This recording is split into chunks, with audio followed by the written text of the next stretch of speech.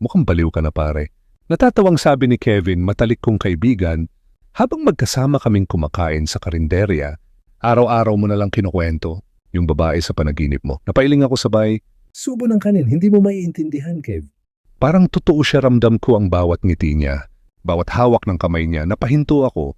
At kahit sa paggising, dala ko pa rin ang pakiramdam na mahalaga siya. Ano nga ulit pangalan niya? Panunukso niya, Luna? Sagot ko halos pabulong. Na parang baka bigla siyang magpakita kapag binanggit.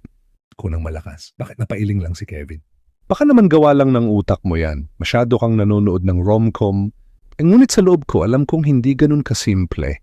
Hindi ito basta katang-isip. May kakaiba sa bawat panaginip, para bang may iniwang bakas na mahirap ipaliwanag. Ilang araw ang lumipas at patuloy, akong pinabagabag ng imahe niya hanggang isang hapon. Sa gitna ng mataong terminal ng jeep, Bigla akong napatigil, may dumaan isang dalaga. Nakasuot ng simpleng puting bestida, mahaba ang buhok, at sa isang iglap nagtagpo ang aming mga mata, natigilan ako. Siya, ang dalaga sa panaginip ko. Luna, bulong ko, halos hindi ko na malayan. Ngunit mabilis siyang lumingon at naglakad palayo.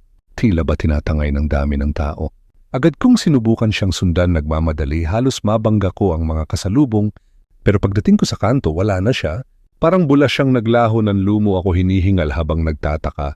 pero totoo nga ba siya? O nilalaro lang ako ng sarili kong imahinasyon. Ngunit isang bagay ang malinaw. Hindi ito ang huling pagkakataon na makikita ko siya. Hindi ako mapakali. Simula nang makita ko siya sa terminal, paulit-ulit bumabalik sa isip ko ang eksenang yon.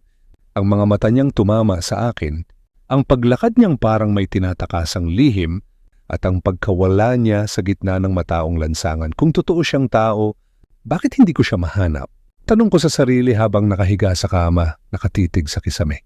Sa mga sumunod na araw, naging parang mission ko ang paghahanap sa kanya sa terminal, sa mga kalsada sa palengke.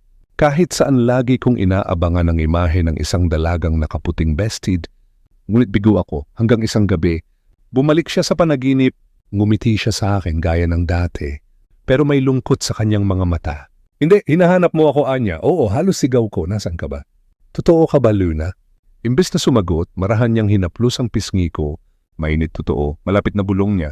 Pero handa ka ba sa katotohanan? Oo, bago ko pa siya masagot. Nagising ako at sa mismong araw na yon, tila itinakda ng tadhana ang lahat.